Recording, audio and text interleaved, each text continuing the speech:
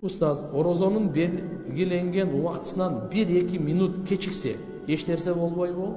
Баса белгилеп айта кетесизби дейт. Эч нерсе болбойт эмес, орозо болбой калат. Караңыздар тургандар, азыр технология өнүккөн заманда жашап атабыз.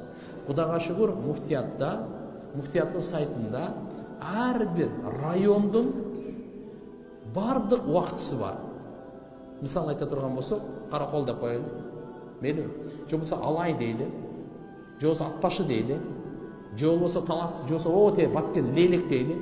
Бардыгына алхамдулилля таң качан атат, ошол саатта карайбыз. Сиз аз кайердесиз? Бишкектесизби? Болду. Бишкектин сааты боюнча канчада оз жабыш керек? 5 минут мурда эң жакшысы рисковать этпей жаап коебуз. А эгерде ошол 1 минут ровно жапсаңыз деле боло берет, ошол убакыт келишетичи. А бирок андан кийин 1-2 минут ашып кетсе, анда болбой калат орозо. Бүттү, анда орозо бүттү. Сиздин орозоңуз болбой калат. Анан көрө жебей эле коюңуз, эчтеке болбойт. Чыдап коюңуз. Эртеси күнү напсыңыз 1 саат мурда сизди тургузат иншалла.